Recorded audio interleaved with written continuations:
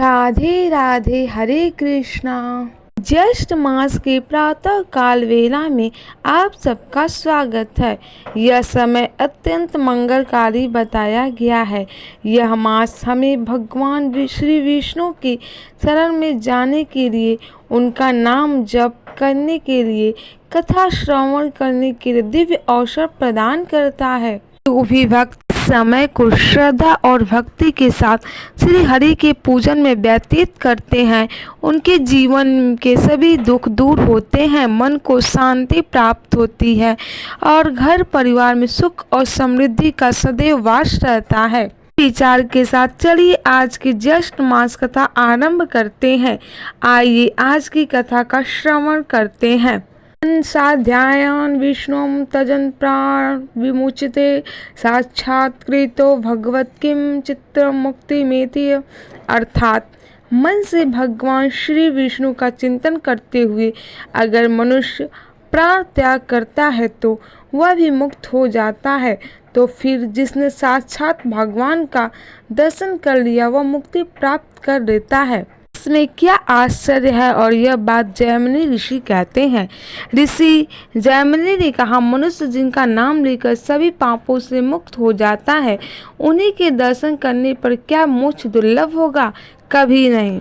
पुरुषोत्तम क्षेत्र की महिमा अपार है। यह क्षेत्र अज्ञानियों को भी मुक्ति देने वाला है।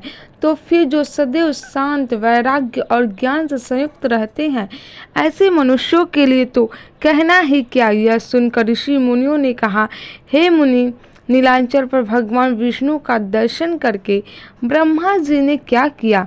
इसका उत्तर देते हुए जैमिनी ऋषि ने कहा, हे ऋषिगण, पुरुषोत्तम क्षेत्र का अत्यंत अद्भुत महात्मा देखकर ब्रह्मा जी जब तक भगवान विष्णु का ध्यान करते रहे तब तक पितरों के स्वामी यमराज भी अपने अधिकार के संकुचित होने से व्याकुल होकर दीन भाव से नीलाचल पर्वत पर आ गए। वहां पर भगवान लक्ष्मीपति का उन्होंने दर्शन किया, उन्हें साष्टांग प्रणाम किया और फिर अपने अधिकार की दृढ़ता हेतु भगवान जगन्नाथ की इस प्रकार स्तुति करने लगे। यमराज ने कहा, सृष्टि पालन और संहार के एकमात्र कारण देवेश्वर आपको नमस्कार है। सूत में मणियों की भांति आप में यह सब जगत गूथा हुआ है। आपने ही इस विश्व को धारण किया है, आपने ही इस सृष्टि की है और आप ही ने इसका पालन पोषण भी किया है। चंद्रमा और सूर्य आदि का रूप धारण करके आप सदैव समस्त संसार को प्रकाशित करते हैं। आप इस विश्व के स्वामी हैं, जगत की उत्पत्ति के कारण है, संसार के आवास स्थान है। आपको मैं प्रणाम करता हूँ। प्रभु, आप उत्तम करुणा रूपी जल से भरे हुए समुद्र जैसे हैं। आपका वैभव अपर एवं प्रातः से भी अतीत है। आप ही इस विश्व के उत्पादक हैं। संसार के संतान रूपी हिम को सुखा डालने वाले हे सूर्य, आपको नमस्कार है।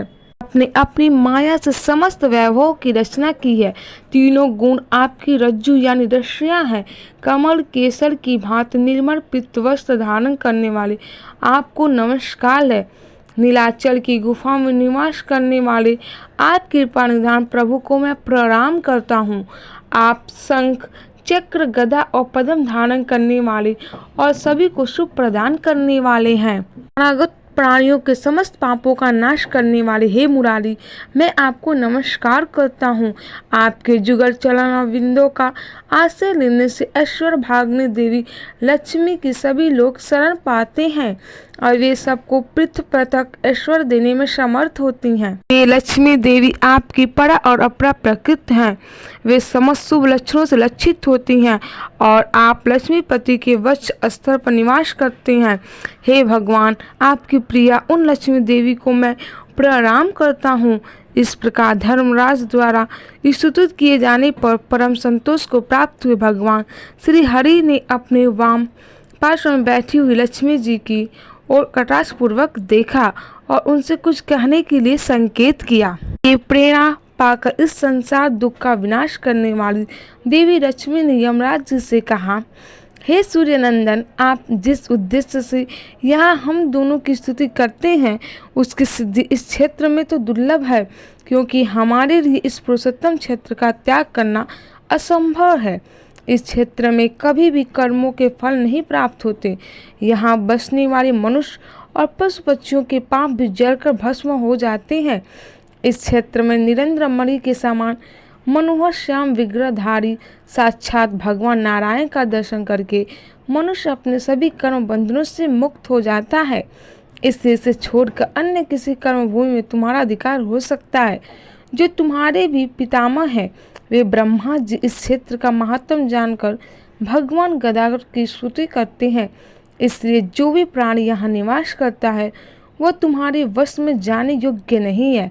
व्यवस्थितः यहाँ जीवन मुक्त और मुमुक्ष पुरुष ही निवास करते हैं। लक्ष्मी देवी द्वारा इस प्रकार समझाने पर लज्जा से विनीत होकर यमराज जी ने कहा, हे सुरेश्वरी, आपने जो यह कहा कि यह क्षेत्र भगवान विष्णु के सांध्य से मोक्ष देने वाला है, वह बात ठीक है। ईश्वर की इच्छा निर्कुंज होती है। जो भगवान विष्णु अन्यत्र किसी को बंधन देते हैं वहीं यहाँ पर मोक्ष प्रदान करते हैं। हे माता, मेरी और स्वर्ग नरक की भी वही सृष्टा है। अतः यदि उनकी इच्छा से यहाँ मरे हुए लोगों को मोक्ष प्राप्त होता है तो इस क्षेत्र का परिणाम और निवास करने का फल आदि सभी बातें मुझे विस्तार पूर्वक बताइए। यह सुनकर लक्ष्मी देवी ने कहा, हे रविनंदन, जब समस्त चराचर जगत नष्ट होकर प्रलय काल के समुद्र में डूब चुका था, उस समय 7 कल्पों तक जीवित रहने वाले मार्कंडेय मुनि कहीं भी टहलने के लिए स्थान प्राप्त न करके चिंतित हो गए।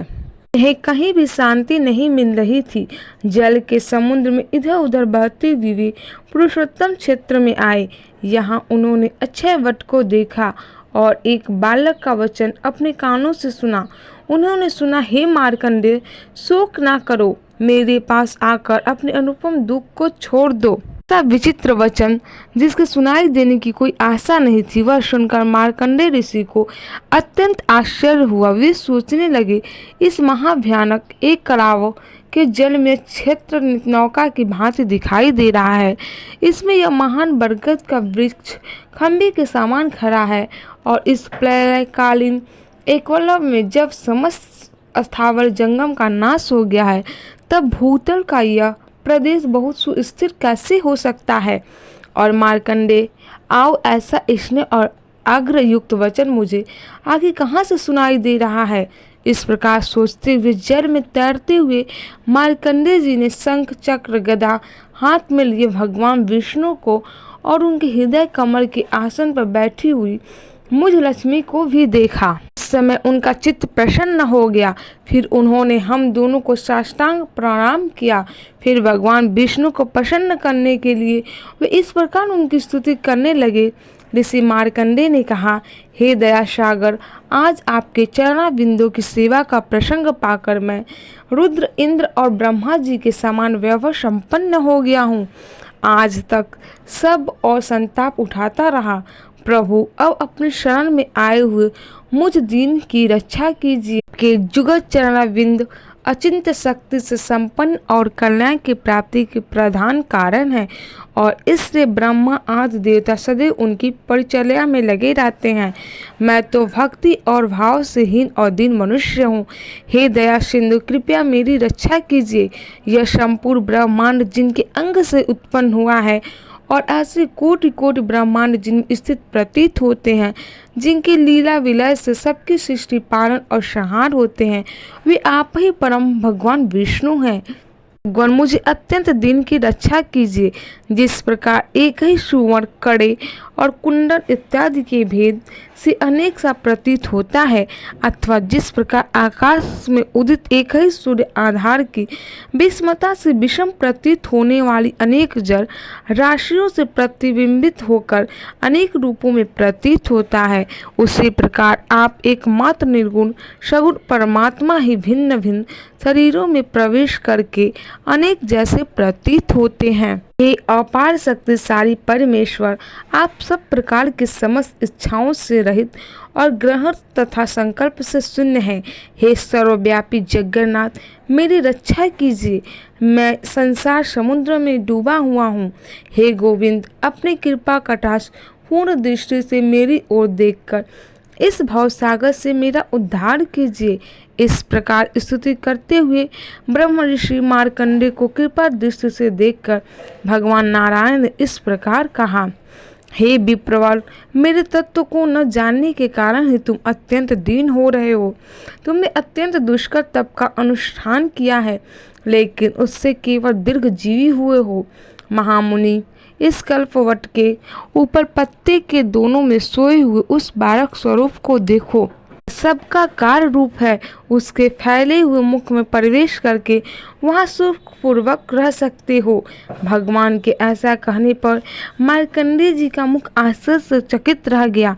उन्होंने वृक्ष पर चढ़कर भगवान के बाल रूप को देखा और उसमें प्रवेश किया। अंदर जाने पर उन्होंने 14 भुवन देखे। ब्रह्मा आदि देवता, दिक्पाल, सिद्ध, गंधर्व, राक्षस, ऋषि, मुनि, देवर्षि, समुद्रों से चिन्हित भूतक, अनेक तीर्थ, नदियां, पर्वत, वनों से उपस्थित श्रेष्ठ नगर, यह सब कुछ देखा। सातों पाताल और सहस्त्रों नाग कन्याएं देखी। चारों फणों से सुशोभित संपूर्ण जगत का भार धारण करने वाले शेष नाग को देखा और ब्रह्मांड के मध्य में ब्रह्मा जी ने जो कुछ भी सृष्टि की है वह सब अवलोकन किया। इधर उधर घूमने पर भी कहीं भी उस बालक के उदर का अंत नहीं मिला। तब पुनः कंठ मार्ग से बाहर आकर उन्होंने मेरे साथ पुरुषोत्तम भगवान विष्णु का दर्शन किया। भगवान ने कहा, हे मुनि, यह विचित्र क्षेत्र मेरा सनातन धाम है। क्या ही समझो, यहाँ ना सृष्टि है, ना प्रलय है, ना संसार का बंधन है। सदैव एक रूप से रहने वाले मोक्षदायक पुरुषोत्तम को यहाँ विद्यमान जानकर इस क्षेत्र में प्रवेश करने वाला पुरुष घनानंद स्वरूप होकर पुनः गर्भ में नहीं जाता। भगवान की ऐसी बात सुनकर ऋषि मार्कंडेय ने कहा, हे प्रभु, मैं यहाँ पर निवास करूँगा। हे पुरुषोत्तम, मुझ पर कृपा कीजिए। भगवान श्री हरि ने कहा, हे ब्रह्म ऋषि, इस मोक्ष साधक क्षेत्र में मैं प्रलय की समाप्ति प्रत रहूँगा। प्रलय के अंत में तुम्हारे लिए यहाँ सनातन तीर्थ का निर्माण करूँगा। तट पर तपस्या करके मेरे द्वितीय शरीर शिव की आराधना करते हुए तुम मेरी कृपा से मृत्यु को निश्चित रूप से जीत पाओगे। प्रकार पहले से वरदान प्राप्त किए हुए मार्कंडेय ऋषि ने वट के वायव्य कोण में भगवान के चक्र से एक कुंड खोदा और उस पवित्र कुंड में रहकर भारी तपस्या से भगवान महेश्वर की आराधना की और फिर उन्होंने मृत्यु को अनायास ही जीत लिया। उन्हीं मार्कंडेय जी के नाम से यह कुंड प्रसिद्ध हुआ है, जिसमें स्नान करके मार्कंडेश्वर शिव का दर्शन करने से अश्वमेध यज्ञ का फल मिलता है। अब पुरुषोत्तम क्षेत्र 5 कोस तक तो समुद्र के भीतर स्थित है और 2 कोस तक उसके तट की भूमि पर विद्यमान है। यह प्रदेश अत्यंत निर्मल, सुनहरी बालुकाओं को से व्याप्त और नीलगिरी से सुशोभित है। वे जो भगवान विश्वनाथ शिव हैं, साक्षात नारायण स्वरूप, वे भगवान जगन्नाथ की उपासना करने के लिए समुद्र के तट पर निवास करते हैं। यमराज के दंड का भय नष्ट करने के कारण उनका नाम यमेश्वर पड़ा और उनका दर्शन करके तथा पूजा करने से कोटि कोटि शिवलिंगों की पूजा और दर्शन करने का लाभ मिलता है। तो यह थी आज की ज्येष्ठ मास की विशेष कथा। हमें आशा है कि यह कथा आपको अच्छी लगी होगी। अगर ऐसा है तो इसे लाइक कीजिए, शेयर कीजिए और चैनल को सब्सक्राइब कीजिए। आपसे मिलते हैं अगले वीडियो में, तब तक के लिए राधे राधे।